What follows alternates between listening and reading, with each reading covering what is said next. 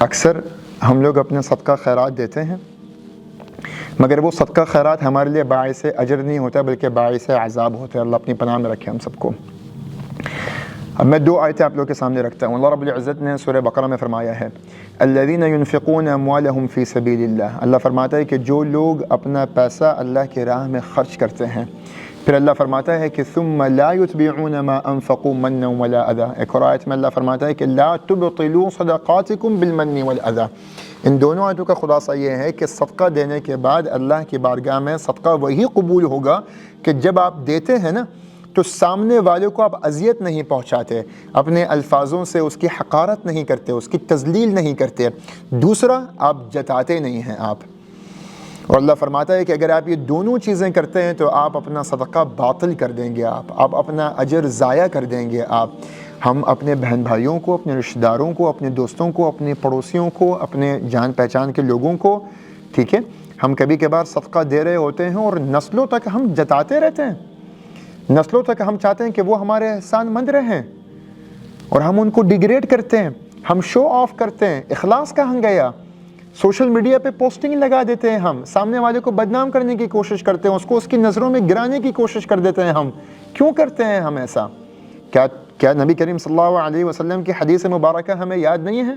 کہ اللہ رب العزت کے عرش کے سائے کے نیچے وہ لوگ ہوں گے جب وہ سیدھے ہاتھ سے اللہ کی راہ میں خرچ کرتے ہیں تو ان کے بائیں ہاتھ کو، ان کے الٹے ہاتھ کو بھی پتہ نہیں ہوتا کہ ان کے سیدھے ہاتھ نے کیا اللہ کی راہ میں خرچ کیا ہے۔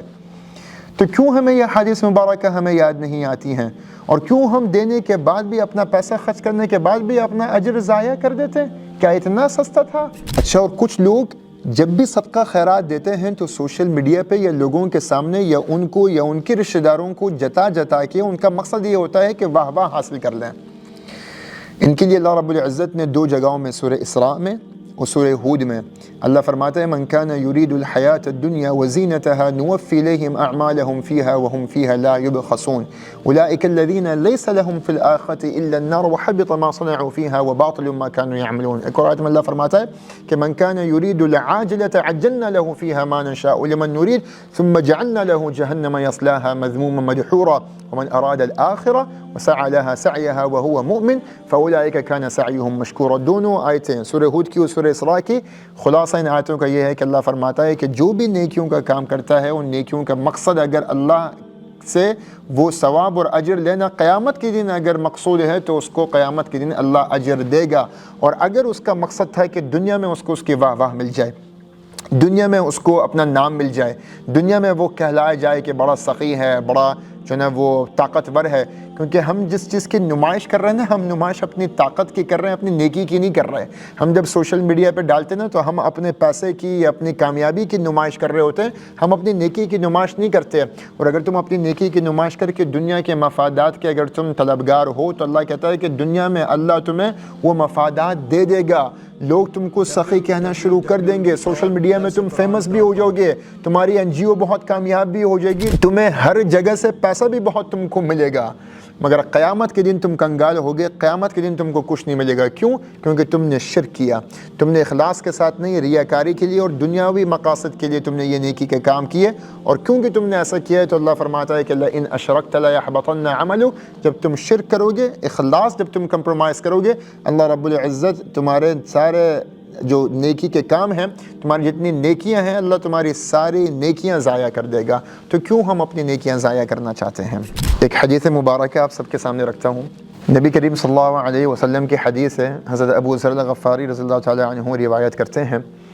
کہ نبی کریم صلی اللہ علیہ وسلم نے فرمایا کہ ثلاثة لا يكلمهم الله يوم القيامة ولا ينظر إليهم ولا يزكيهم ولهم عذاب أليم، کہ 3 ایسے لوگ ہیں کہ جن کو اللہ رب العزت قیامت کے دن نہ دیکھے گا، نہ ان سے بات کرے گا، نہ ان کو پیوریفائی کرے گا۔ اور اللہ فرماتے ہیں جو تم دیتے ہو وہ تم اپنی جیب سے نہیں دیتے، اللہ کی جیب سے دیتے ہو۔ اللہ رب العزت قرآن میں کہتا ہے نا کہ وَأَنفِقُوا مِمَّا رَزَقْنَاكُمْ، جب بھی اللہ صدقہ خیرات کرنے کی بات کرتا ہے تو اللہ ہمیشہ یہ کہتا ہے کہ دو، اللہ کی راہ میں خرچ کرو، پھر اللہ کہتا ہے کہ مِمَّا رَزَقْنَاكُمْ، جو میں نے تم کو دیا ہے۔ تو تمہارے پاس مال و دولت ہے، یہ تمہاری نہیں ہے، یہ ملکیت اللہ کی ہے،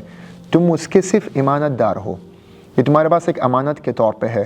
جب کوئی تم سے مانگے تو شکر ادا کرو کہ یہ امانت اب تم کو پوری کرنے کا موقع ملا ہے. شکر ادا کیا کرو کہ اللہ نے تم کو دینے والوں میں سے بنایا ہے, لینے والوں میں سے نہیں بنایا. شکر ادا کیا کرو کہ اللہ نے تم کو یہ توفیق دی ہے کہ تم کچھ خرچ کر دو اور اس کے بدلے میں اللہ تم کو 700 گنا زیادہ اللہ رب العزت تم کو بڑھا کے دے گا. یہ صدقے کی برکت ہے.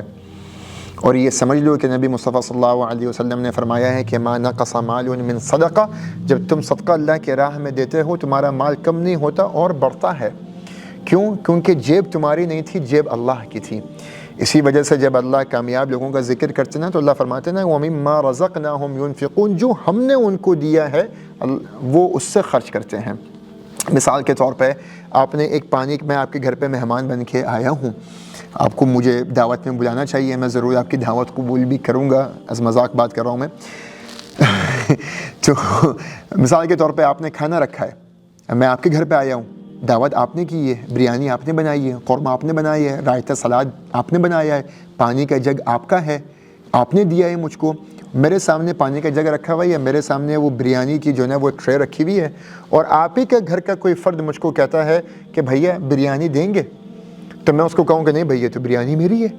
یہ تو میرے لیے بنی ہے, یہ تو مجھے ملی ہے, یہ پانی کا جگ تو میرا ہے, یہ تو مجھے ملا ہے, میں آپ کو کیوں دوں؟ ایسی ہی مثال صدقے کی ہے. جو مال اللہ نے آپ کو دیا نا, یہ ہے اللہ کا, اللہ نے صرف آپ کے سامنے رکھا ہے,